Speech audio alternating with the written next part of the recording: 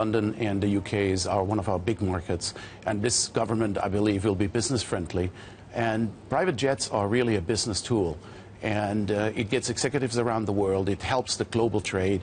It helps the globalization of companies getting point to point anywhere in the world. And that's really what VistaJet is supporting. And actually, although we're seeing a little bit of subdued growth, you keep on growing. Right, yes. And you were able to do a bond sale. Well, explain to me the reasoning behind this, or why this is happening.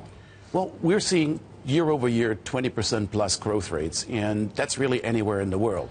We entered the United States, a very important market for us, Asia, Africa, Middle East, obviously Europe, a very, very strong base where we come from originally. The bond market gave us opportunity to prove to the market that, we're here to stay for the long term. And it's an unsecured bond, first time done in this industry ever. So we were very proud of that, and it really validates our growth plan. And we're basically aiming to make the world a one-way flying zone. So people can fly one-way pricing anywhere in the world. And that's our goal, and the bond will continue to support us. Thomas, 20% growth is incredible. How do you sustain that? Is it the same customers that come back and book more flights, or is it trying to broaden out your customer base?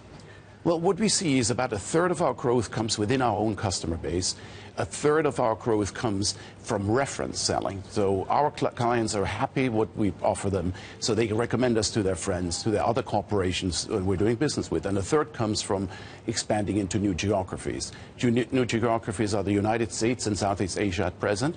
And wherever we get to, we're more or less the only solution, because we're the only truly global brand offering one-way flying around the world. What about Russia? Have you been hit by the sanctions?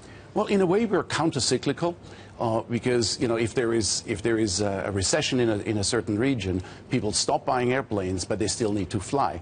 We're only focusing on the long-range airplanes, the ultra-long-range planes like the Global 6000 from Bombardier, and that becomes a business tool. So no, we have not seen any decline. In fact, we had the strongest year in Russian sales of our product in the last 12 months. Are you concerned that as we step up to the referendum day here in the UK, that some of your clients will, I guess, have less investments in the UK, and so will fly less of your planes? Well, first, if it would be my vote, I would say that the UK should stay as part of the European Union.